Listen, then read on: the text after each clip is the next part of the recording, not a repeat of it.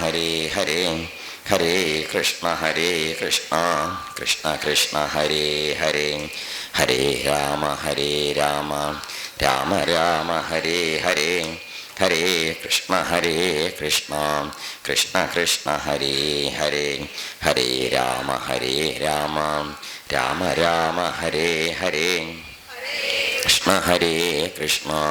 കൃഷ്ണ കൃഷ്ണ ഹരേ ഹരേ ഹരേ രാമ രാമ രാമ ഹരേ ഹരേ ഹരേ കൃഷ്ണ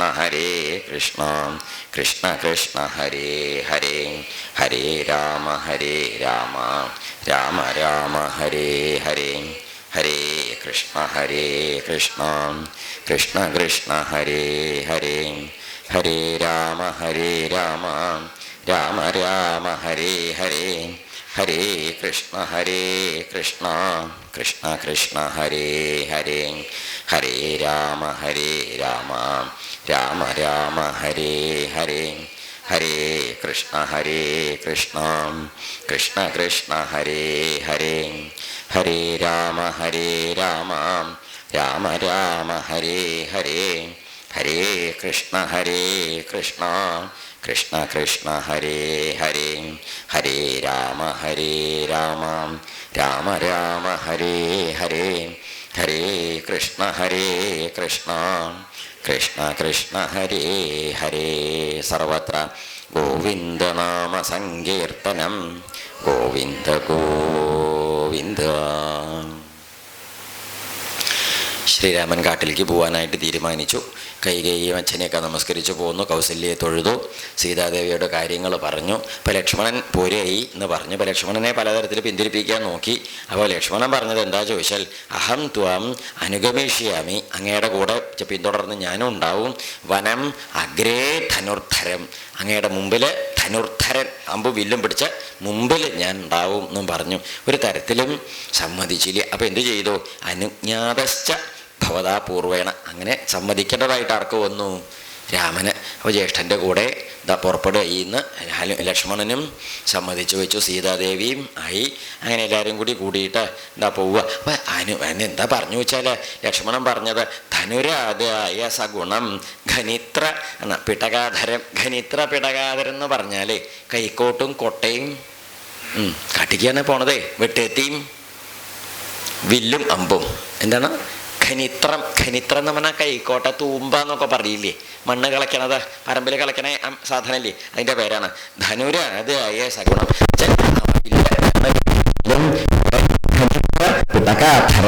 അത്യാവശ്യം കൊട്ടയും കൈക്കോട്ടും ഒക്കെ ഉണ്ടാവുകയെ അതും ആയിട്ട് അഗ്രതസ്തേ ഗമിഷ്യാമി പന്ഥാനമനുപരിശയൻ, എൻ്റെ മുമ്പിൽ ഞാൻ ഉണ്ടാവും വഴി കാണിക്കാൻ. പന്ഥാനം അനുദരിശയൻ. പന്ഥാനം ചെന്ത വഴി, അനുദരിശയൻ വഴികാട്ടിയായിട്ട് മുമ്പിൽ ഞാൻ ഉണ്ടാവും ഏട്ടൻ്റെ മുമ്പിൽ. അങ്ങനെ ഞാൻ നടന്ന് കാലുകൊണ്ട് ചവിട്ടി ആ കല്ലും മുള്ളൊക്കെ ഒന്ന് ഒതുക്കി അതിൻ്റെ മൂർച്ചയും കൂർപ്പും ഒക്കെ ഒന്ന് അങ്ങോട്ട് പോയിട്ട് അതിൻ്റെ മുകളിൽ അരി ചവിട്ടിയാൽ മതി, ചേട്ടൻ ചവിട്ടിയാൽ മതി. കുറേ തുമ്പിലങ്ങോട്ട് കഴിയേ. അപ്പം അതുകൊണ്ട് അങ്ങനെയാ നല്ലത്, അങ്ങനെയാവട്ടെ. ആര് പറഞ്ഞു? ലക്ഷ്മണൻ. അപ്പം അതെന്തായാലും ലക്ഷ്മണൻ അങ്ങനെയാ പറയുള്ളൂ. രാമസ്തു അനേന വാക്യേന സുപ്രീത പ്രത്യുവാചതം വ്രജ ആപൃച്ഛസ്വ സൗമിത്രേ സർവമേവ സുഹൃജ്ജനം. സമ്മതം കൊടുത്തതാ. ഉവ്വ് ശരി ഉണ്ണിയെ പോന്നോളൂ, വിഷമില്ല. താൻ അങ്ങനെ പോരാ, താൻ പോരും ഉറപ്പന്നെയൊക്കെ ഇഷ്ടമുണ്ട്, സംശയമില്ല, പോരും. അതുകൊണ്ട് പിന്നെ ഞാൻ പോരണ്ടാണെന്നൊന്നും പറഞ്ഞിട്ട് കാര്യമില്ല, പോന്നോളൂ. അതുകൊണ്ട് സുഹൃത്തുക്കളോടൊക്കെ യാത്ര ചോദിച്ചോളൂ. സുഹൃജ്ജനം ആരാണ്? ഈ കൊട്ടാരത്തിലും ചുറ്റുപാടൊക്കെ ആയിട്ട് അവനവൻ്റെ സമ്പ്രായക്കാര്, കൂട്ടുകാര്, ബന്ധുക്കൾ അങ്ങനെയൊക്കെ ഉണ്ടാവില്ലേ, അവരെയൊക്കെ കണ്ട് യാത്ര വഴങ്ങിച്ചട്ട പോന്നോളൂ, നമുക്ക് പുറപ്പെടുകയെന്നും പറഞ്ഞു. അങ്ങനെ യാത്രയ്ക്കുള്ള ഒരുക്കാണ് ഇനി. യാത്രാദാനം, യാത്രയുടെ സമയത്ത് ദാനം കൊടുക്കുക. വലിയ കേമായിട്ട് യാത്രയ്ക്കൊക്കെ പോകുമ്പോൾ ദാനം കൊടുക്കുക, അങ്ങനെയൊക്കെ ഉണ്ട്. ദാനം കൊടുക്കലും സൽക്കർമ്മങ്ങൾ ചെയ്യലൊക്കെ ഉണ്ടായി. അപ്പം അന്നത്തെ ദിവസം തഥ സന്ധ്യാം ഉപാസ്യാഥ ഗത്വാ സൗമിത്രിണാ സഹ. അപ്പോൾ അന്നത്തെ ദിവസം സന്ധ്യാവന്തനം കഴിച്ചു. അന്നത്തെ ദിവസം ചെയ്ത ദിവസം ഇതിപ്പോൾ അന്നത്തെ ദിവസം രാത്രി വൈകുന്നേരത്തെ സന്ധ്യാവന്തനം കഴിച്ചു പറഞ്ഞ ഏതാ ദിവസം?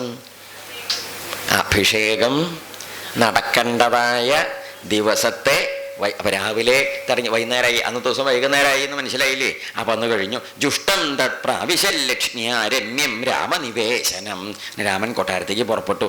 അപ്പോഴേക്ക് എന്താ വെച്ചാൽ സീതയും എല്ലാവരും കൂടി രാഘവൻ്റെ കൂടെയും ഇറങ്ങി. അപ്പോൾ പോവുകയായി, ഇനിയിപ്പോൾ ഒന്നുമില്ല, അന്നത്തെ ദിവസം അവിടെ കഴിച്ചു കൂട്ടിയിട്ട് പോവുക എന്നുള്ള പുറപ്പാടാണ്. അന്ന് അങ്ങനെ കഴിക്കുകയായി എന്നും പറഞ്ഞ് എല്ലാവരും. ഇപ്പം ഈ യാത്ര ദാനം എന്താ വെച്ചാൽ ആളുകളെയൊക്കെ വിളിച്ചിരുത്തിയിട്ട് ബ്രാഹ്മണര് സജ്ജനങ്ങൾ അങ്ങനെ വേണ്ടവർക്കൊക്കെ എന്ത് കൊടുക്കും?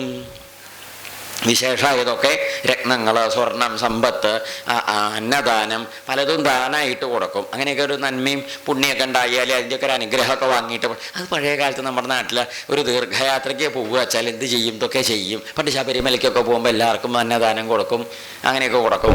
പിന്നെ വേറെ എന്തെങ്കിലും ഇതുപോലെയുള്ള ദീർഘമായിട്ടൊക്കെ ഓരോ പ്രവൃത്തിക്ക് പുറപ്പെടുമ്പോൾ വേണ്ട മാതിരിയൊക്കെ നമ്മൾ എന്ത് ചെയ്യും? ഇങ്ങനെയുള്ള ദാനം ചെയ്യുക പറഞ്ഞത് എന്ത് സൽക്കർമ്മത്തിന് നമ്മൾ പുറപ്പെടുമ്പോഴും അതിൻ്റെ കൂടെ ചെയ്യേണ്ടതായ ഒരു സൽക്കർമ്മമാണ് എന്ത്? ഈ ദാനം. നമ്മൾ ഈ ചില പുണ്യക്രിയകൾക്കൊക്കെ പുറപ്പെടുമ്പോൾ ദാനം, ദക്ഷിണ ദാനം എന്നൊക്കെ പറയില്ലേ, അതൊക്കെ കൊടുക്കും. അങ്ങനെയൊക്കെ ഉണ്ട്. അതൊരു പുണ്യമായിട്ടുള്ള കർമ്മമാണ്. ഇല്ലാത്തവർക്ക് ഉള്ളവർ കൊടുക്കുമ്പം ഉള്ളവൻ്റെ കയ്യിലുള്ളത് ഇല്ലാത്തവൻ്റെ കയ്യിലെത്തി, ഇല്ലാത്തവൻ്റെ ഇല്ലായും തീരും, ഉള്ളവൻ്റെ കയ്യിലെ സമ്പത്ത് വേണ്ട മാതിരി സമൂഹത്തിൽ എന്ത് ചെയ്യും?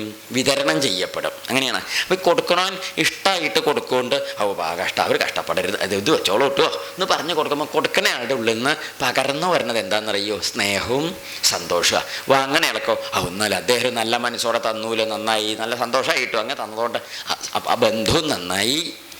ഈ ഉള്ളവൻ്റെ കയ്യിലുള്ള സാധനം ഇല്ലാത്ത ആളുടെ കയ്യിൽ ഭംഗിയിലെത്തും ചെയ്തു. രണ്ടു കൂട്ടരുടെയും കാര്യവും നന്നായി. അതാണ് നമ്മുടെ ദാനത്തിൻ്റെ പ്രത്യേകത. അല്ലാതെ എന്ന് പറയണ മാതിരി ഉള്ളവൻ്റെ കയ്യിൽ നിന്ന് പിടിച്ച് പറിച്ച് ഇല്ലാത്തവന് കൊടുക്കുക എന്ന് പറയുമ്പോൾ എന്താ ഉണ്ടാവുന്നത്? എന്താ ചെയ്യാലും ഉള്ളവൻ എന്ന് പറഞ്ഞ ഒരാൾ രാവിലെ ഇങ്ങോട്ട് ഉള്ളവനായിട്ട് ദേവലോകത്തു നിന്ന് കുബേരൻ്റെ മരുവനായിട്ട് വന്നവനൊന്നും ആവില്ല, കഷ്ടപ്പെട്ടൊക്കെ ഉണ്ടാക്കിയതാവും. അയാളും പണം രാവിലെ വെറുതെ ഇങ്ങോട്ട് ഉണ്ടാവുമോ? പണിയെടുത്താലല്ലേ ഉണ്ടാവുള്ളൂ. അപ്പം അങ്ങനെയൊക്കെ ഉണ്ടാക്കി വെച്ചതാവും, ശരി തന്നെയാണ്. അപ്പം അത് കൊടുക്കാനൊരു മനസ്സുണ്ടാവലല്ലേ സംസ്കാരത്തിൻ്റെ ഭംഗി. അത് മനസ്സിലാവുണ്ടോ പറയണത്? അപ്പം പണം ധാരാളമുള്ള ഒരാൾ നല്ലത് തന്നെയാണ്. അദ്ദേഹം ഒരു ഇത്തിരി നന്മയും കൂടി ഉള്ള ആളാണെങ്കിൽ ആ പണം എന്തായിട്ട് വരും? ലോകത്തിന് നന്മയ്ക്കായിട്ട് വരും. ആ നന്മയെ വളർത്തുന്ന ക്രിയയുടെ പേരാണ് ദാനം. മനസ്സിലായില്ലേ? അതാണ് അതിന് ശാസ്ത്രീയമായിട്ട് പറഞ്ഞാൽ. അപ്പം അതൊരു നന്മയുടെ വശമാണല്ലോ. അപ്പം അതുകൊണ്ട് ദാനം കൊടുക്കാൻ പുറപ്പെട്ട സമയത്ത് അപ്പോഴേക്ക് ആ കൂട്ടത്തിൽ ദാനം വാങ്ങി കുറേ ബ്രാഹ്മണരൊക്കെ പോയപ്പോൾ എന്താ ഉണ്ടായിച്ചാൽ തത്രാസീൽ പിങ്കളോ ഗാർഗ്യസ്ത്രിജടോ നാമ വൈദ്യുജ.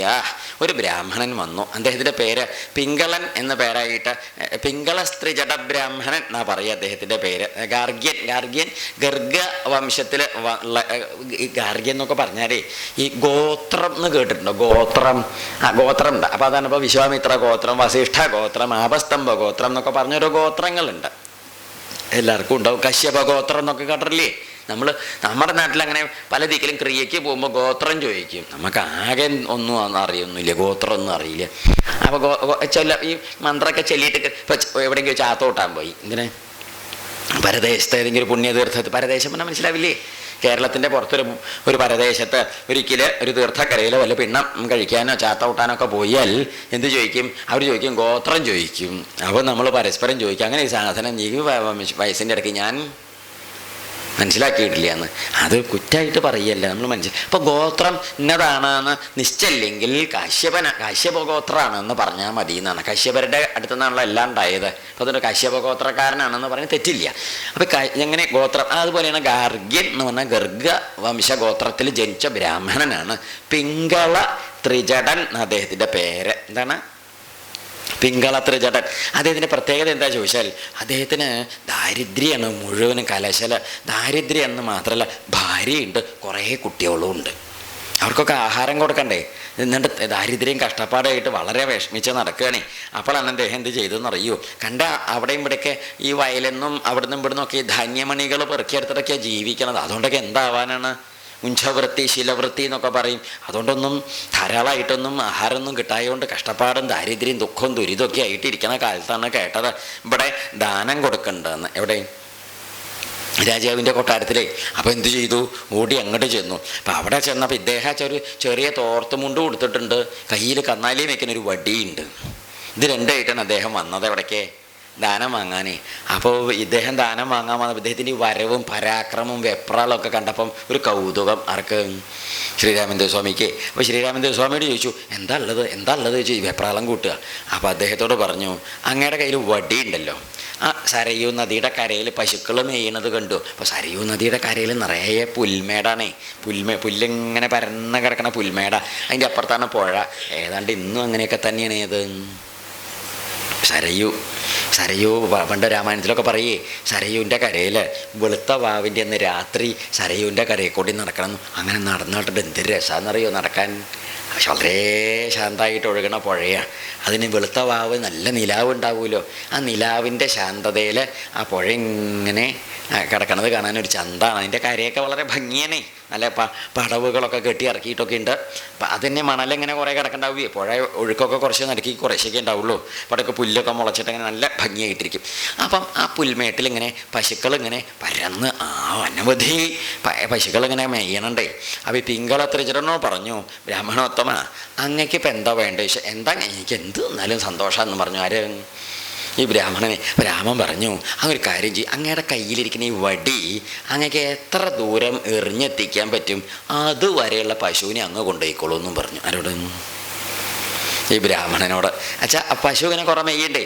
അപ്പം ഒരു ഇത്തിരിയും കൂടി മുമ്പിലേക്ക് എത്തിയ ഒരു പശു ഇങ്ങോട്ട് പോരേ. മനസ്സിലായില്ല? കയ്യിലെ വടി ഒരു ലേശം മുമ്പിക്ക് പോയാൽ ഒരു പശുവാണ് പറഞ്ഞതേ. സാധാരണ വസ്തുവല്ലേ. രാജാവിൻ്റെ ഈ കുമാരൻ്റെ വർത്തമാനം കേട്ടപ്പം ഈ ബ്രാഹ്മണൻ ശ്വാസം അങ്ങോട്ട് വലിച്ച് പരാക്രമം കാണിച്ചിട്ട് ചുറ്റിത്തിരിച്ച് ഒരേറങ്ങോട്ട് എറിഞ്ഞു. എന്താ കാരണം? അദ്ദേഹം അങ്ങനെ ഒരു ശക്തി എടുക്കൽ ഇതുവരെ എടുത്തിട്ടില്ല. എന്താ അങ്ങനെ എടുക്കാൻ കാരണം? ഒരു ശകല മുമ്പിക്ക് പോയാൽ ഒരു കിടാവ് ഇങ്ങോട്ട് പോരും. മനസ്സിലായില്ലേ? ശേഷം ഇത്തിരിയും കൂടി മുമ്പിക്ക് പോയാൽ ഒരു വലിയ പശുവിനെ ഇങ്ങോട്ട് പോരും. അപ്പം അത് കളയണ്ടല്ലോ എന്ന് ഇരിച്ചു അദ്ദേഹം അങ്ങോട്ട് പരക്കാൻ പറഞ്ഞൊരു ഞാൻ മുണ്ട് അഴിഞ്ഞോന്നൊന്നും പറഞ്ഞിട്ടില്ല. എന്തായാലും ആചാര്യ പരാക്രമം കാണിച്ചിട്ട് എറിഞ്ഞു ഇപ്പോൾ വട്ടി ചെന്ന് അങ്ങോട്ട് വീണു. ആ വീണപ്പം അവിടെ നിന്ന് അങ്ങോട്ട് അത് തൊട്ട് ഇതുവരെ ഉള്ളതായ പശുക്കളെ ആർക്ക് കൊടുത്തു? ഇദ്ദേഹത്തിന് കൊടുത്തു. എന്നിട്ട് പറയുകയും ചെയ്തു, ഇൻ്റെ ബ്രാഹ്മണ വല്ലാത്ത ജാതി ഏറായിപ്പോയി. ആരാ? ബ്രാഹ്മണനോട് നേരെ പോക്കൊക്കെ പറഞ്ഞു. ആര്? ശ്രീരാമേന്ദ്ര സ്വാമി. അപ്പം അദ്ദേഹം പറഞ്ഞു, അദ്ദേഹത്തിന് എപ്പോഴും കിതക്കുണ്ട്. പശുവിനെ കൊണ്ടുപോകാൻ പറ്റണില്ല, കിതപ്പ് തീരണ്ടേ. കഷ്ടപ്പെട്ട് നേടിയതല്ലേ. അപ്പോൾ ബ്രാഹ്മണനോട് എന്നിട്ട് പറയുകയും ചെയ്തു. രാമൻ അടുത്തേക്ക് വിളിച്ചത് തം പരിഷ്വജ്യ ധർമാത്മ. ആ ബ്രാഹ്മണനെ അടുത്തേക്ക് ചേർത്തിട്ട് പരിഷ്വജ്യ കെട്ടിപ്പിടിച്ചിട്ട് പറഞ്ഞു, ബ്രാഹ്മണ അങ്ങ് ഞാൻ പരിഹസിച്ചു എന്ന് അങ്ങേക്ക് തോന്നരുത് കേട്ടോ. എന്താ വെച്ചിട്ടുണ്ടോ, ഞാനേ ഒരു കൗതുകത്തിന് ചെയ്തതാ. അത് എന്താ പരിഹാസമായി എന്ന് കണക്കാക്കരുതേ. ബ്രാഹ്മണ ശാപാവില്ലേ. എന്താ അങ്ങനെ പറഞ്ഞത്? ഈ ദാരിദ്ര്യം കഷ്ടപ്പാടും ഒക്കെ ആയിട്ട് വരുന്ന ഒരാളെ കൊണ്ട് ഇങ്ങനെ പരാക്രമം കാണിപ്പിച്ചൂലോ എന്നൊരു തോന്നൽ അങ്ങേക്ക് ഉണ്ടാവും. ഞാൻ അങ്ങേരെ ആ വരവും കൗതുകമൊക്കെ കണ്ടപ്പോഴേ ഒരു നേരം പോക്ക് അങ്ങാച്ചത്തിരി ജാതി കൗതുകമൊക്കെ ഉള്ള ആളാണ് ഇനി. അപ്പം അതുകൊണ്ട് അതൊന്ന് പറഞ്ഞതിൻ്റെ അർത്ഥം എന്താണെന്നറിയൂ. രാമൻ്റെ വിനയും ഭാവമൊക്കെ കാണുമ്പോഴും നോക്കൂ, ഈ ഇപ്പോഴത്തെ സ്ഥിതി എന്താ രാമൻ്റേത്? ഇപ്പോഴത്തെ അവസ്ഥ എന്താ? മാനസികാവസ്ഥ എന്താ രാമൻ്റേത്? ജീവിതത്തിൽ ഇതുവരെ ഇല്ലാത്തതായ ഒരു ജീവിതഘട്ടത്തിലേക്കാണ് പോണത്. മുൻപരിചയം ഇല്ല. അമ്മയെ വിട്ടു പോകണം, അച്ഛനെ വിട്ടു പോകണം, കുടുംബത്തുള്ളവരെയും നാട്ടിലുള്ളവരെയും സുഹൃത്തുക്കളെയും വിട്ടു പോകണം. 25 വയസ്സായ താൻ 14 കൊല്ലം കാട്ടിൽ കഴിയണം. 25ഉം 14ഉം കാൽക്കുലേറ്റർ ഒന്നും എടുത്തിട്ടില്ലല്ലേ. 39 വയസ്സ്. അതായത് പറഞ്ഞതിൻ്റെ അർത്ഥം ഏതാണ്ട് 10-40 വയസ്സാവുമ്പോഴേ ഇനി തിരിച്ചിവിടെ എത്തുള്ളൂ. ഒരു 25 വയസ്സിലൊരു ചെറുപ്പക്കാരന് 10-40 വയസ്സ് വരെ എന്ന് പറഞ്ഞാൽ ജീവിതത്തിലൊരു നല്ല കാലം. അങ്ങോട്ട് 25 വയസ്സ് മുതലൊരു 40 വയസ്സ് വരെയൊക്കെയുള്ള കാലമല്ലേ നമ്മൾ നല്ലോണം. അത് കഴിയുമ്പോഴേക്ക് നമുക്ക് ചിലപ്പോൾ അടുത്ത കാലിന് കുഴമ്പും മറ്റേ കാലിന് തൈലം, ഊരയ്ക്ക് ചൂട് ഇല്ലേ. അവൾക്ക് മറ്റേ ഗുളിക ഇങ്ങനെ കഴിക്കണം, അതിങ്ങനെ കഴിക്കുമ്പം മറ്റേ ഗുളിക ഇങ്ങനെയാവും. അപ്പം അതിങ്ങനെ ആവാണ്ടിരിക്കാൻ വേറെ ഒന്ന് അങ്ങനെയൊക്കെ തുടങ്ങും. ശരിയല്ലേ? ഇത് ആ പരിഹാസം പറഞ്ഞതല്ല, നമ്മളെല്ലാവരുടെയും കഥകളാണ് പറയുന്നത്. ഇങ്ങനെയൊക്കെയല്ലേ ഓരോന്ന് കുറേശ്ശെ 25-ാമത്തെ വയസ്സിൽ നിന്നുള്ള സൗകര്യം അന്നൊന്നും ഉണ്ടായിക്കൊള്ളണമെന്നൊന്നും ഉണ്ടാവില്ല എന്നല്ല. അപ്പം നല്ലൊരു കാലഘട്ടം മുഴുവനും കാട്ടിൽ അങ്ങനെ ഇങ്ങനെയും നല്ല കായയും കഴുകും തിന്ന് നല്ല വസ്ത്രം എടുത്തോ, നല്ല വേഷം ധരിച്ചോ, നല്ല മട്ടും മാതിരിയായിട്ട് അവനവൻ്റെ ആൾക്കാരെ കണ്ടോ കേട്ടോ മിണ്ടിയോ പറഞ്ഞോ കൂടിയോ കഴിഞ്ഞോ കഴിയാൻ സൗകര്യമില്ലാത്തൊരു വലിയ വിഷമം പിടിച്ച് ജീവിതത്തിലേക്കാണ് പോണത്. നമ്മൾ 3 ആളല്ലാത്തൊരു മനുഷ്യനെ വേറെ കാണുമെന്നൊരുറപ്പും ഇല്ല. മൂന്നാളിപ്പോൾ അനിയനും ഉണ്ട്, അത്തേന്മാരോളം ഉണ്ട്. വേറെ മനുഷ്യന്മാരൊന്നും കാട്ടിലുണ്ടാവുമോ എന്നൊന്നും അറിയില്ല. ആലോചിച്ച് നോക്കൂ. അപ്പം അങ്ങനത്തെ ഒരു ജീവിതഘട്ടം എന്ന് പറയുന്നത് നമ്മളൊന്ന് സങ്കല്പിച്ച് നോക്കൂ. അങ്ങനെയൊക്കെയാണെന്നുണ്ടെങ്കിൽ നമ്മൾ ഏതാണ്ട് വിചാരിക്കും എന്താ തീർന്നു, എന്ത് തീർന്നു, നമ്മുടെ ജീവിതം തീർന്നു എന്നല്ലേ വിചാരിക്കുക. അങ്ങനെയുള്ളൊരു മാനസികമായ സംഘർഷം നിറഞ്ഞു നിൽക്കണ സ്ഥിതിയിലും ശ്രീരാമൻ എന്ത് ചെയ്തു? ഈ ബ്രാഹ്മണൻ്റെ കൂടെ ഒരു നേരം പോക്ക് പറയാനുള്ള മനസ്ഥിതി കാണിച്ചു. നിശ്ചന്താർത്ഥം നമ്മളെപ്പോഴാണ് നേരം പോക്കൊക്കെ പറയുക? നമ്മൾ നേരം പോക്കൊക്കെ പറയില്ലേ? പല ജാതി നേരം പോക്കൊക്കെ പറയും, തമാശകളൊക്കെ പറയില്ലേ? എപ്പോഴാണ് പറയുക? മരിച്ച വീട്ടിലോ? മരിച്ച വീട്ടിൽ നമ്മൾ തമാശ പറയുമോ? തോന്നുമോ? വരുമോ നമുക്കങ്ങനെ പറയാൻ? അപ്പോൾ നമുക്ക് അവിടുത്തെ അന്തരീക്ഷം എല്ലാവർക്കും ഒരു വല്ലാത്ത വിഷമം പിടിച്ച സ്ഥിതി. അപ്പോൾ നമുക്കതൊന്നും തോന്നില്ല. വല്ല അപകടമായിട്ടുള്ളൊരു സ്ഥിതിയിൽ വല്ല വാഹനാപകടം ഉണ്ടായി നിൽക്കുന്ന നമുക്ക് അയ്യോ എന്തുണ്ടായി ഒരു വേവലാതി ഉണ്ടാവുക. അവിടെയും തോന്നില്ല. തോന്നുമോ? ഇനി അങ്ങയുടെ പേർക്കൊരു കേസ് ഉണ്ട്, മറ്റേ ആൾ കൊടുത്തതാ, എങ്ങനെയുണ്ടാവും? ശരിയായിക്കോട്ടെ തെറ്റായിക്കോട്ടെ നമുക്ക് മനസ്സിലെങ്ങനെ ഉണ്ടാവും? തമാശ പറയാൻ തോന്നുന്നു. ഒരു വക്കീൽ നോട്ടീസ് വന്നിട്ടുണ്ട്, ഹാ ചിരിക്കാൻ തോന്നുന്നു. വെറുതെ അയച്ചതാണെങ്കിൽ പോലും നമുക്കൊരു എന്ത് വരും? അപ്പോൾ നമ്മൾ എപ്പോഴാണ് തമാശ പറയുക? മനസ്സിൽ പ്രത്യേകിച്ച് ഈ വൈകാരിക പ്രതിസന്ധികളൊന്നും ഇല്ലാതെ കണ്ട് മനസ്സിത്തിരി ശാന്താണ് എന്നുള്ള സ്ഥിതി വരുമ്പോഴേ നേരം പോക്ക് പറയാനും വല്ലവരും നേരം പോക്ക് പറഞ്ഞ് അത് കേട്ട് ആസ്വദിക്കാനും പറ്റുള്ളൂ വല്ലോ. അങ്ങനെയല്ലേ? അപ്പം അതുകൊണ്ടാണ് ഈ നേരം പോക്കൊക്കെ നമുക്ക് പറയാൻ സാധിക്കുന്നുണ്ടെങ്കിൽ ആരോഗ്യം ഉണ്ടെന്ന് അതിൻ്റെ അർത്ഥം. എന്തുണ്ട്? അതുകൊണ്ട് നല്ലോണം നേരം പോക്കൊക്കെ പറഞ്ഞോളൂ, പറയുന്നതൊക്കെ കേട്ടോളൂ, നല്ലോണം ചിരിച്ചോളൂ. എന്തിന് നിലവിളിച്ചിട്ട് എന്ത് കാര്യമുണ്ട്? അതിനൊക്കെ സൗകര്യം നല്ലോണം നമ്മുടെ നാട്ടിലില്ലേ? ഉള്ള കാലം സന്തോഷമായിട്ട് ജീവിച്ചു പോവുക, സമാധാനമായിട്ട് ശാന്തമായിട്ട് പോവുക. എന്തായാലും ഇത്ര കാലം എന്നൊരു കഥയുണ്ട്. പിന്നെ എന്തിന് വെറുതെ നെഞ്ചത്തടിച്ചുകൾ തീർക്കണത്, നിലവിളിച്ച് തീർക്കണത്, വിഷമിച്ച് തീർക്കണത്, സംഘർഷം വരുത്തി തീർക്കണത്? ഉള്ളത് ശാന്തമായി സന്തോഷമായി നോക്കൂ. ആ ഘട്ടത്തിൽ പോലും ഈ ഒരു പ്രതിസന്ധി അവസ്ഥ ശ്രീരാമചന്ദ്രസ്വാമിയുടെ ഹൃദയത്തെ ബാധിച്ചിട്ടില്ല എന്നാണ്. നമ്മൾ മുമ്പ് 2 തവണ പറഞ്ഞു ശ്രീരാമൻ്റെ മുഖത്തൊരു ഭാവവികാരം ഉണ്ടായില്ല, ശ്രീരാമൻ്റെ മനസ്സിലൊരു വൈകാരികമായ വിഷമം ഉണ്ടായില്ല എന്ന് 2 തവണ പറഞ്ഞപ്പോൾ നമ്മൾ വിചാരിച്ചു വെറുതെ പറയണമെന്ന്. ഇപ്പോൾ ഈ തമാശ പറഞ്ഞ് ഈ ബ്രാഹ്മണൻ്റെ കൂടെ നേരം പോക്കും ഇത്തിരി തമാശയൊക്കെ ആയപ്പം നമുക്ക് മനസ്സിലായില്ല അദ്ദേഹത്തിൻ്റെ ഉള്ളിലൊന്നും എളുപ്പമല്ല കേട്ടോ അത്. അതുകൊണ്ടാണ് ശ്രീരാമനെ നമ്മൾ വലിയ കൂട്ടത്തേക്ക് എപ്പോഴും അളന്ന് പിടിക്കുന്നത്. സാധാരണഗതിയിൽ നമുക്ക് ശ്രീരാമനെ കൂടി അങ്ങനെയാണ് ഒരു ഉപരിപ്ലവമായിട്ടാണ് നമ്മൾ ആരെയും മനസ്സിലാക്കി വെക്കുക. ഈ ഭഗവാൻ ശ്രീരാമചന്ദ്രസ്വാമിയോ അങ്ങനെ ഉപരിപ്ലവമായിട്ട് മനസ്സിലാക്കിയാൽ പോലെ അതിനെ നമ്മൾ ഈ സൂക്ഷ്മമായി ചില സംഗതികളൊക്കെ പിങ്കള ത്രിചട ബ്രാഹ്മണന് ദാനം കൊടുക്കുമ്പോൾ ഉണ്ടായ നേരം പോക്ക് പറയുമ്പോഴും അതിലൊരു വിവേകം കാണിച്ചു. ബ്രാഹ്മണനെ വിളിച്ച് കെട്ടിപ്പിടിച്ച് സന്തോഷിപ്പിച്ചിട്ട് ഒരു ക്ഷമ പറയാനുള്ള മനസ്ഥിതിയും കൂടി. അങ്ങനെ ഞാൻ ഈ അദ്ദേഹത്തിന് ജീവിത പ്രാരബ്ധം കൊണ്ടാണ് അദ്ദേഹം മരണവെപ്രാളത്തിൽ എറിഞ്ഞത്. അപ്പം അദ്ദേഹത്തിൻ്റെ ആ ജീവിത വെപ്രാളത്തെ താനൊന്ന് പരിഹസിച്ചു പോയോ എന്നൊരു സംശയം ആർക്കുണ്ടായി? ശ്രീരാമചന്ദ്രസ്വാമിക്ക്. അപ്പം തന്നെ എന്ത് ചെയ്തു? അദ്ദേഹത്തെ അടുത്തേക്ക് വിളിച്ച് ചേർത്ത് പിടിച്ചിട്ട് പുറത്ത് തലോടിയിട്ട് പറഞ്ഞു, ബ്രാഹ്മണ ഒന്നും തോന്നരുത് കേട്ടോ, ഞാൻ അങ്ങനെ കളിയാക്കിയതല്ല, അങ്ങനെ എന്താ വെച്ചോ അങ്ങനെ നേരം പോക്കിൻ്റെ ആളായതുകൊണ്ടേ, ഒത്തിരി നേരം പോക്കുള്ള ആളാണേ. അതുകൊണ്ട് ഇല്ലേ നമ്മുടെ നാട്ടിലൊക്കെ കണ്ടിട്ടില്ലേ പണ്ടൊക്കെ ഈ പണിക്കൊക്കെ വരുന്ന പാവങ്ങളായ ആളുകളുണ്ടോ അസലായിട്ട് നേരം പോക്ക് പറയും. ശ്രദ്ധിച്ചിട്ടുണ്ടോ? അത് നല്ല നല്ല തമാശകൾ പറയും അവർ, ഉറക്ക ചിരിക്കുകയും ചെയ്യും. നമ്മൾ ചിരിക്കുക അവരുടെ കൂടെ. പാവം ജീവിതത്തിൽ പല ജാതി പ്രാരബ്ധങ്ങളും കഷ്ടപ്പാടും വേദനകളൊക്കെ ഉള്ള ആളുകളാവും. എന്നാലും അവരെല്ലാവരോടും എന്ത് ചെയ്യും?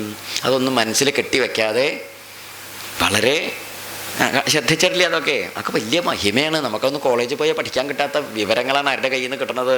ഈ സാധുജനങ്ങളുടെ കയ്യിൽ നിന്ന് കിട്ടുന്ന വിദ്യാഭ്യാസം വലിയ വിദ്യാഭ്യാസം. അപ്പം അതുപോലെ ആ ബ്രാഹ്മണനെ ആശ്വസിപ്പിച്ച് വിടുകയും ചെയ്തു, സന്തോഷിപ്പിക്കുകയും ചെയ്തു. ഇപ്പം ഈ ഒരു ഉപാഖ്യാനം പിങ്കള ത്രിജട ബ്രാഹ്മണ കഥ രാമായണ കഥയായിട്ട് നേരിട്ട് ബന്ധപ്പെട്ട കഥയൊന്നും അല്ല. ഇക്കഥ പറഞ്ഞില്ലെങ്കിൽ രാമായണ കഥയ്ക്ക് ഒരു ഭംഗി കുറവും ഉണ്ടാവില്ല. എന്നാലും വാൽമീകി ഈ സന്ദർഭത്തിൽ ഈ ദാനം കൊടുക്കുമ്പോണ്ടായ ഈ ഒരു ചെറിയ സംഗതി അവിടെ പറഞ്ഞു വെച്ചത് ആ സമയത്തും അദ്ദേഹത്തിൻ്റെ മനസ്സിൻ്റെ ശാന്തത പ്രകാശിപ്പിക്കാനാണെന്നാ പറഞ്ഞത്. അങ്ങനെ പിങ്കളത്രജട ബ്രാഹ്മണന് ഒക്കെ കൊടുത്തു. എന്നിട്ട് എന്താ ചെയ്തത്? ദത്വാതു സഹ വൈദേഹ്യ ബ്രാഹ്മണേഭ്യോ ധനം ബഹോ ജഗ്മതോ പിതരം ദ്രഷ്ടും സീതയാ സഹ രാഘവൗ. അങ്ങനെ ബ്രാഹ്മണാദികൾക്കൊക്കെ സീതയുടെ കൂടെ, സീതയും രാമനും കൂടിയിട്ടാണ് എന്ത് ചെയ്തത്? ദാനം കൊടുക്കലൊക്കെ കഴിച്ചു. എന്നിട്ട് അച്ഛൻ്റെ അടുത്തേക്ക് പോയി. എന്തിനാ? ഇനിയിപ്പം യാത്ര പറയാൻ പോവുകയാണ്. അച്ഛൻ്റെ അടുത്തേക്ക് ചെന്നു. അച്ഛനെ കണ്ട് തൊഴുതു. പദ്യാദ്യം ആ പോക്ക് വല്ലാത്തൊരു സങ്കടപ്പെട്ട പോക്കായി പോയിട്ടു. ആളുകൾ വഴിയിൽ നിന്ന് നോക്കുകയാണ്. എങ്ങനെ? നെഹി നോക്കൂ, സാധാരണ രാമൻ പോവുക തേരിൽ കയറി, നമ്മൾ പറഞ്ഞില്ലേ, തേരിൽ കയറി അകമ്പടിയായിട്ട് ആൾക്കാരൊക്കെ ആയിട്ട്. ഇപ്പം രാമൻ പോണത് എങ്ങനെയാണെന്നറിയൂ? അതിൽ പദ്യാദ്യം വർജിതഛത്രം രാമം ദൃഷ്ടുവാ തദ്ജനാഃ ഊചുർബഹുവിധാവാച ശോകോപഹത ചേതസ. അതൊന്നും മനസ്സിരുത്തി വെച്ചോളൂ. പദ്ധതി ചെന്നർത്ഥം കാൽനടയിട്ട് കാല് നടന്നു പോവുകയാണേ. വണ്ടിയില്ല, പല്ലക്കില്ല, മേനാവില്ല, അമാലന്മാരില്ല, തേരില്ല, ഒന്നുമില്ല. വർജിത ഛത്രം, കൊടയില്ല. ഇതോടാ കൊട നമ്മൾ പറഞ്ഞില്ലേ, രാജാക്കന്മാരുടെ അധികാരത്തെ സൂചിപ്പിക്കണ ഒരു കൊടയുണ്ട്. വെൺകൊറ്റക്കൊട എന്ന് പറഞ്ഞില്ലേ നമ്മൾ. വെൺകൊറ്റക്കൊട പറഞ്ഞാൽ വെളുത്ത, കൊറ്റൻ എന്ന് പറഞ്ഞാൽ ഭാഷയിൽ രാജാവ് എന്നർത്ഥം. കൊട തന്നെ. ഇപ്പം രാജാവിൻ്റെ വെളുത്ത കൊട എന്ന് പറയുന്നത് വെയിലും മഴയും കൊള്ളാണ്ടിരിക്കാനുള്ളതല്ല, ഒരു സ്ഥാനചിഹ്നമാണ്. സ്ഥാനത്തിൻ്റെ ഒരു അടയാളമാണ് അത്. ചില ഒരു സ്ഥാനത്തിനൊക്കെ ചില അടയാളം ഉണ്ടാവില്ലേ? നമ്മൾ പറയില്ലേ ചെങ്കോല് കിരീടം എന്നൊക്കെ പറയില്ലേ? എന്ത് ചെങ്കോല് ചെന്തുപോലെ അത് അക്കോലോണ്ട് എന്താ ചെയ്യുന്നതാവോ? അപ്പം അങ്ങനെ ഒരു ഉപകാരമല്ല, അതൊരു സ്ഥാനചിഹ്നമാണ് അത്. അങ്ങനെയുണ്ടല്ലോ. പണ്ട് പറയല്ലോ, ഇത് പണ്ട് മഹാരാജാവ് തന്ന അധികാര വടിയാണ്. ഇപ്പം വടി കൊണ്ട് എന്താ ചെയ്യുന്നത്? പുറന്ന് തോണ്ടുകയാണ്. എന്ത് ആ വടി കൊണ്ടൊന്നും ചെയ്തിട്ടില്ലെങ്കിൽ അതൊരു പ്രതീക. ഇപ്പം നമുക്കൊക്കെ ട്രോഫി തരില്ലേ? എന്ത് തരും? വലിയ സമ്മാനമൊക്കെ തരും. ട്രോഫി എന്താ? World cup. നല്ലോണം വെള്ളം കൊള്ളുമായിരിക്കും കുടിക്കാൻ. എന്തിൽ? നമ്മളെ കപ്പൊക്കെ സാധാരണ കപ്പല്ലേ. വേൾഡ് കപ്പിലാകുമ്പോൾ 2-3 കിണ്ണം വെള്ളം. വേൾഡ് കപ്പിൽ വെള്ളം കുടിക്കാൻ പറ്റുമോ? ഊണ് കഴിക്കാൻ പറ്റുമോ? കൂട്ടാൻ വിളമ്പാൻ പറ്റുമോ? ഒരു ഉപകാരം അതുകൊണ്ട് ഇല്ല. അതൊരു സ്ഥാനമാണ്. നമ്മളത് പൂമുഖത്ത് കൊണ്ടുപോയി വെക്കും. ചോദിക്കും, ഇതെന്താ അത്? അതൊക്കെ അന്ന് തലകുത്തി മറിഞ്ഞതിന് കിട്ടിയ സമ്മാനമാണ് എന്നൊക്കെ പറഞ്ഞ് നമ്മളെല്ലാവരോടും പറയും. ഒരു അടയാളം. അതുപോലെ ഒരു പ്രതീകമാണ് എന്ത്? ഈ പറയുന്നതായ ഈ കൊടയൊക്കെ. ഇപ്പം രാജാവിൻ്റെ കൊടയില്ല, പദ്ധതി തേരുമില്ല, ഒന്നുമില്ലാതെ അത് വലിയ സങ്കടം തന്നെയല്ല. അങ്ങനെ പോണത് കാണുമ്പോൾ സഹിക്കില്ല. ആളുകളൊക്കെ എങ്ങനെ കാണാനാ മോഹിച്ചത് രാവിലെ? എല്ലാവരും രാവിലെ വിചാരിച്ചത് ഇന്ന് പുണ്യ രാജാവായിട്ട് കാണാലോ എന്ന് വിചാരിച്ച് കുടുംബം, വീടും, അങ്ങാടിയും, പട്ടണവും, നഗരം, നാട്ടുപുറവും എല്ലാം അലങ്കരിച്ച് കാത്തിരിക്കുമ്പോഴാണല്ലോ മറ്റുള്ള വാട്ടർ ടാങ്ക് കഴുകാൻ കയറിയത്. അവിടുന്ന് തുടങ്ങിയതല്ലേ ഇതൊക്കെ? എന്തൊരു കഷ്ടമല്ലേ? അപ്പം ആ രാമൻ്റെ ആ സ്ഥിതി കണ്ടപ്പം ജനങ്ങൾ വല്ലാതെ പരിയതപ്യണ്ട എന്നുവെച്ചെന്നർത്ഥം വല്ലാതെ ഇങ്ങോട്ട് വിഷമിച്ചു. ശോകോപഹത ചേതസ. ശോകോപഹത ചേതസ പറഞ്ഞ എന്താ? ശോകം ദുഃഖം ആണെങ്കിലും ശോകം ഒന്ന് വേറെയാ. ദുഃഖം തന്നെ ശരി, പക്ഷെ ദുഃഖമല്ല ശരിക്കും ശോകം എന്ന് പറയുന്നത്. നമ്മൾ മുമ്പ് പറഞ്ഞിട്ടുണ്ടാവും, ദുഃഖം എന്ന് പറഞ്ഞാൽ കുറച്ച് പ്രകടനപരത ഉള്ളതാണ്. എന്ത് ദുഃഖം? ഇപ്പോൾ ഒരാൾ മരിച്ചു എന്നങ്ങോട്ട് കേട്ടാൽ നമ്മൾ അയ്യോ നീ പോയില്ലോ നെഞ്ചത്തടിക്കുക, നിലവിളിക്കുക, ഉറക്കം നിലവിളിക്കുക, അതൊക്കെ ഉണ്ടാവില്ലേ? അതിൻ്റെ പേരാണ് എന്ത്? ദുഃഖം. അങ്ങനെ ആ മരിച്ചതൊക്കെ കഴിഞ്ഞു ഒരു 1-2 ആഴ്ചയോ 1 മാസമൊക്കെ കഴിഞ്ഞാൽ ആ ആളുടെ ഒരവസ്ഥ എന്താവും? അദ്ദേഹം ആരോടൊന്നും മിണ്ടില്ല. അങ്ങനെ ഒരു പ്രവൃത്തിയിൽ ഉത്സാഹം ഉണ്ടാവില്ല, ഒന്നിലേക്ക് ഒരു താല്പര്യം ഉണ്ടാവില്ല. അങ്ങനെ ഒരു മങ്ങിയ മട്ടലായിട്ടിരിക്കും. അപ്പം അതിൻ്റെ അർത്ഥം എന്താണെന്നറിയോ? അദ്ദേഹത്തിൻ്റെ പുറത്തേക്ക് നമുക്ക് ധാരാളമായിട്ട് അറിയാൻ പറ്റണില്ലെങ്കിലും അകത്തെപ്പോഴും എന്തോ നീറുണ്ട്. ഈ വിഷമം, ഈ അകത്ത് നീറിപ്പോകണ ഒരവസ്ഥയിലിരിക്കണ ദുഃഖത്തിൻ്റെ പേരാണ് എന്ത്? ശോകം. അതിനൊരു ഉദാഹരണം പറയാച്ചാൽ ചിരട്ട കത്തണതാണ് ദുഃഖം, ഭൂമി കത്തണതാണ് എന്ത്? ശോകം. ചിരട്ട കത്തുന്നത് നമ്മൾ നല്ല പറഞ്ഞ ഒച്ച ഉണ്ടാവും. എന്ത് കത്തുമ്പം? നാം ചിരട്ട കത്തിക്കാറില്ലേ? ചിരട്ട അടുപ്പിലിട്ട് കത്തിച്ച ഒരു ജാതി പറഞ്ഞ ശബ്ദം ഉണ്ടായിട്ട് കത്തും. നല്ലോണം തീയും ഉണ്ടാവും, നല്ല ചൂടും ഉണ്ടാവും. എന്തിന്? ചിരട്ട കത്തണതിന്. ഭൂമി കത്തണതോ? അതിനാ ഭൂമി ആരാ കണ്ടത്? ഭൂമി കണ്ടവരാരുണ്ട് ഇപ്പം? പണ്ടൊക്കെ നമ്മൾ നാട്ടിൽ നെല്ല് കുത്തി ഉമി ഉണ്ടാവില്ലേ? ഈ ഉമി അടുപ്പിൽ എവിടെയെങ്കിലും കൊണ്ടുപോയിട്ടാൽ അതിൻ്റെ അടിയിൽ തീക്കനലിൽ കൊണ്ടുപോയിട്ട് അടിയിൽ ഉള്ളിലിങ്ങനെ എന്ത് ചൊലിക്കുണ്ടാവും? നല്ല തീ ഉണ്ടാവും. പുറത്തേക്ക് നോക്കിയാലോ ഇങ്ങനെ കണ്ണടച്ച് ഉറങ്ങാന്ന് തോന്നും. നമ്മൾ എന്നിട്ട് വിവരമില്ലാണ്ട് കൈയിട്ട് നോക്കിയാലോ ഓട്ടോറിക്ഷ വിളിച്ച് നമുക്ക് പോവാം. എവിടേക്ക്? ആസ്പത്രിക്ക്. നല്ല തീയണേ, വേവും ഉമിത്തീയിൽ ദഹിക്കുക എന്ന് കേട്ടില്ലേ? അതാണ്. അപ്പോൾ ഈ ഉമിത്തീ പോലെ നീറി വേവിക്കണതിൻ്റെ പേരാണ് എന്ത്? ശോകം. ആളുകളുടെ ഉള്ളിൽ ഇപ്പം എന്താണെന്നറിയോ? ആളുകൾ രാവിലെയൊക്കെ നിലവിളിച്ചിട്ടുണ്ടാവും, കുറേ അട്ടഹസിച്ച് അർത്ഥ വിളിച്ച് നിലവിളിച്ചിട്ടുണ്ടാവേ. ഇപ്പം അവരൊക്കെ എന്താ അത് ഉള്ളിൽ വേദനയാണ്. അവർ ഉള്ളിലെ വേദനയായിട്ടിരിക്കുകയാണ്. ഇപ്പം അതല്ലേ ശോകം കൊണ്ട് വയ്യാണ്ടായിട്ടിരിക്കുന്ന ആളുകൾ എന്താ ഇപ്പം ചെയ്യല്ലേ? അദ്ദേഹത്തെ കണ്ട് എല്ലാവരും തൊഴുത് നിന്നു. ഉദ്യാനാനി പരിത്യജ്യ ക്ഷേത്രാണി ച ഗൃഹാണി ച ഏക ദുഃഖസുഖാരാമം അനുഗച്ഛാമ ധാർമ്മികം. ആളുകൾ പറയണേ നമുക്കിനി വീടും കളയാം, നമ്മുടെ ഇല്ലേ നാടും പൂന്താനം അല്ല പൂന്തോട്ടും ഉദ്യാനം അങ്ങനെയൊക്കെയുള്ളതായ സ്ഥലങ്ങളും കൃഷിയും എല്ലാം കളഞ്ഞിട്ട് നമുക്ക് എന്ത് ചെയ്യും? ഏക ദുഃഖ സുഖങ്ങൾ. ഇനി രാമന് സുഖാണോ? നമുക്ക് സുഖമാണ്. രാമന് ദുഃഖാണോ? നമുക്ക് ദുഃഖമാണ്. രാമൻ്റെ ഒരു സുഖമായിക്കോട്ടെ ഒരു ദുഃഖമായിക്കോട്ടെ നമുക്ക് ആ ഒന്നേ ഇനി ഉള്ളൂ എന്നുള്ള മട്ടിൽ എല്ലാവർക്കും നമുക്ക് എന്ത് ചെയ്യാം? രാമൻ്റെ കൂടെ കാട്ടിക്ക് പോവാം എന്നും പറഞ്ഞു. അതാണ്ടാവണത്. ഇനി എന്താവട്ടെ, ഇവിടെ ഒന്നും വേണ്ട. അപ്പോഴേക്ക് എന്താ ആളുകളിങ്ങനെ പറയണ, പരസ്പരം അങ്ങോട്ടും ഇങ്ങോട്ടും പറയണ, എല്ലാം ഉപേക്ഷിച്ച് പോവുക. ആളുകളുടെ വർത്തമാനം, പരസ്പരമുള്ള വർത്തമാനം ശ്രദ്ധിച്ച് നോക്കിയാലേ നല്ല രസമാണ്. അവർ പറഞ്ഞത് എന്താണെന്നറിയോ? അതായത് എല്ലാം ഇവിടെ ഇട്ട് നമുക്ക് എന്ത് പോവാം? ഈ കൈകൈ എന്നതിനൊക്കെ കാരണക്കാരി അതിന് ദുഷ്കാലേനൈവ ഭഗ്നാനി ഭിന്ന ഭാജനവന്തിച്ച അസ്മത്യക്താനി വേശ്മാനി കൈകേയി പ്രതിപദ്യത. നിശ്ചന്താർത്ഥം അങ്ങനെ നമ്മളെല്ലാവരും ഇവിടുന്ന് എല്ലാം ഉപേക്ഷിച്ച് ഒന്നും വേണ്ട, നമുക്ക് കിട്ടിയതൊക്കെ എടുത്ത് സഞ്ചിയിൽ കെട്ടി തോളത്തിട്ട് നമുക്ക് എങ്ങോട്ട് പോവാം? രാമൻ്റെ കൂടെ പോവാം. അങ്ങനെ നമ്മൾ പോയാൽ ഈ കൈകേയി ഉണ്ടല്ലോ ദുഷ്ടത്തി, അവൾ എന്ത് ചെയ്യട്ടെ? അസ്മത്യക്താനി വേശ്മാനി, നമ്മൾ ഉപേക്ഷിച്ച ഈ വീടുകളൊക്കെ ഇല്ലേ അതും ദുഷ്കാലേനൈവ ഭഗ്നാനി ഭിന്ന, ആ പൊട്ടിയ വക്കും ചട്ടിയൊക്കെ വക്കൊക്കെ പൊട്ടിയ ചട്ടിയും കലൊക്കെ ഉണ്ടാവില്ലേ അതൊക്കെ എടുക്കട്ടെ, കൈകൈ എടുത്ത് ഇവിടെ കഴിഞ്ഞോട്ടെ, നമുക്ക് പോവുക. എന്താണ്? വക്ക് പൊട്ടിയ ചട്ടിയും കാലൊക്കെ ഇവിടെ കിടക്കട്ടെ, ഒക്കെ അവൾ അനുഭവിക്കട്ടെ. ആര്? കൈകൈ. നമ്മളോ? നമ്മൾ രാമൻ്റെ കൂടെ ഇങ്ങോട്ട് പോകും. എങ്ങനെയുണ്ട്? അനുഭവിക്കട്ടെ അവളെന്നും പറഞ്ഞു. അങ്ങനെ ആളുകൾ പരസ്പരം പറഞ്ഞുകൊണ്ടിരിക്കുകയാണ്. വനം നഗരമേ വാസ്തു, കാട് നാടാവട്ടെ, നാട് കാടാവട്ടെ. മനുഷ്യന്മാരൊക്കെ പോയാൽ എന്താവും? അവർ കാട്ടിക്ക് പോകുമ്പോൾ എല്ലാവരും കൂടി കാട്ടിക്ക് പോയാൽ കാട് എന്താവും? നാടാവും. അപ്പം നാട്ടിൽ ആളില്ലാണ്ടായാൽ നാട് കാടാവും. ശരിയല്ലേ ഇത്? അങ്ങനെ ആവട്ടെ എന്നൊക്കെ പറഞ്ഞു. എന്നിട്ട് എന്ത് ചെയ്തു? പോവാം, ഇങ്ങനെ പോവാന്നൊക്കെ പറഞ്ഞ് ഇരിക്കുന്ന സമയത്ത് നാട് കാടാവട്ടെ, കാട് നാടാവട്ടെ എന്നൊക്കെ പറഞ്ഞിരിക്കുമ്പം രാമൻ പോവാനായിട്ട് പുറപ്പെട്ട അച്ഛനെ നമസ്കരിക്കാനായിട്ട് വന്നു. അച്ഛാ, ഞങ്ങളിങ്ങനെ ബ്രാഹ്മണർക്ക് ദാനമൊക്കെ കൊടുത്തു, ക്രിയൊക്കെ കഴിഞ്ഞു, ഇനി എന്താ ചെയ്യാൻ പോണത്?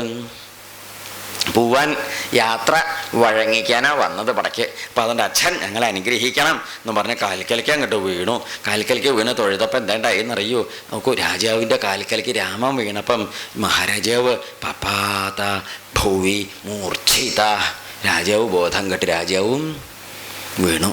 സഹിക്കാൻ വയ്യാത്ത ദുഃഖം ഉണ്ടാവുമ്പോഴല്ലേ ബോധം കെട്ട് പോവുക. രാജാവ് ബോധം കെട്ട് വീണു. അപ്പോൾ ബോധം കെട്ട് വെള്ളമൊക്കെ തളിച്ച് എണീപ്പിച്ചു. എന്നിട്ട് രാജാവിനെ തൊഴുതിട്ട് പറഞ്ഞു, ആവൃച്ഛേ ത്വാം മഹാരാജ. ആവൃച്ഛേ എന്ന് പറഞ്ഞാൽ യാത്ര ചോദിക്കുകയാണ്, അനുവാദം തരണം. നമ്മൾ ഒരു ദിക്കിലൊക്കെ ഏതെങ്കിലും ദിക്കിൽ ചെന്നിട്ട് അവിടെ നിന്ന് ഇറങ്ങിപ്പോരുമ്പോൾ എന്നാൽ ഞങ്ങളങ്ങോട്ട് ഇറങ്ങിക്കോട്ടെ ഇട്ടുവോ, അങ്ങനെ ആവുമല്ലോ, എന്നാൽ ആയിക്കോട്ടെ ഇരുട്ടാവുമ്പോഴേക്ക് എന്നൊക്കെ നമ്മൾ പറയില്ലേ. അല്ലാതെ നമ്മൾ എവിടെയും ചെന്ന് മിണ്ടാതെ ഇങ്ങോട്ട് പോകുന്ന എന്ത് പറയും? എന്ത് മിണ്ടാതെ പോയി, എന്ത് അതൊരു രണ്ടാം തരമായിട്ടല്ലേ കൂട്ടുക. ഒരു കുടുംബത്തിൽ ചെന്നിട്ട് മിണ്ടാതെ പോയാൽ പറയാം അയാളെന്താ വെച്ചാൽ അതിന് ചിലപ്പോൾ അങ്ങനെ അവർ കീർക്ക മിണ്ടാതെയൊക്കെ പോവും. വന്നപ്പോൾ എന്തോ ഒരു അങ്ങനെ പറഞ്ഞ ഒരു രണ്ടാം തരല്ലേ ഇത്. അപ്പം നമ്മൾ മര്യാദക്കാരാശം എന്ത് ചെയ്യും? സന്തോഷമായിട്ടോ ഇവിടെ വരാൻ പറ്റിയതൊക്കെ ഭാഗ്യമായി, ഏതായി ഊണൊക്കെ കേമായിയേ, നല്ലോണം നന്നായി, എപ്പോഴെങ്കിലും ഇനിയും വരാട്ടോ, സന്തോഷമുണ്ടേ, എന്നാൽ പോയിക്കോട്ടെ. ഞങ്ങളിപ്പം പോയാലേ സന്ധ്യ ആകുമ്പോഴേക്കേ കുടുംബത്തെ തല്ലിച്ച കുറെ കഷ്ടമാണ്, ഇടവഴിക്കൂടിയൊക്കെ പോണേ. പോയിക്കോളൂ. സന്തോഷമായി, നമസ്കരിച്ച് നമ്മൾ പോരില്ലേ, നല്ല മട്ടം മാതിരി. അപ്പം ആവൃച്ഛേ, അതിന് സംസ്കൃതത്തിൽ പറയുന്ന വിദ്യയാണ് എന്ത്? ആവൃച്ഛേ ത്വാം, അങ്ങോട്ട് യാത്ര ചോദിക്കുകയാണ്. രാജാവേ, സർവേഷാം ഈശ്വരോസി, അങ്ങനെയുള്ള എല്ലാവരുടെയും നാഥൻ, ഞങ്ങൾക്കും അങ്ങനെയല്ലേ നാഥൻ. പ്രസ്ഥിതം ദണ്ഡകാരണ്യം പശ്യത്വം കുശലേനമാം. ദണ്ഡകാരണ്യത്തേക്ക് പോണേ, ഞങ്ങൾ അങ്ങയെ നല്ലോണം ഒന്ന് കാണട്ടെ, കുശലിയായിട്ടിരിക്കട്ടെ, അങ്ങ് സന്തോഷവാനായിട്ടിരിക്കുന്നത് കണ്ടിട്ട് വേണം ഞങ്ങൾക്ക് പോവാൻ, അതുകൊണ്ട് അനുഗ്രഹിക്കണേ എന്ന് പറഞ്ഞിട്ട് ലക്ഷ്മണനോടും സീതയോടും കൂടിയിട്ട് രാമൻ തൊഴുത് അങ്ങനെ നമസ്കരിക്കുന്ന സമയത്ത് അദ്ദേഹം പറയണേ, ആ വനവാസത്തിന് പോണ രാമനെ നോക്കിയിട്ട് രാജാവ് ഇത്ര നേരം അധികം മിണ്ടിയതായിട്ട് കേട്ടിട്ടില്ല. അപ്പം മഹാരാജാവ് ഇങ്ങനെ പറയുക, രാമ എന്താ പറഞ്ഞത്? രാജാവ് സംസാരിക്കുന്നത് കേട്ടിട്ടുണ്ടോ അത്രയും നേരം? എന്തെങ്കിലും ആ ഊ പറയുമ്പോഴേക്ക് ആര് വീഴും? അക്ഷരം പറഞ്ഞു വരുമ്പോഴേക്ക് രാജാവ് വീഴുക പതിവ്. അപ്പം രാജാവ് പറഞ്ഞു, അഹം രാഘവ കൈകേ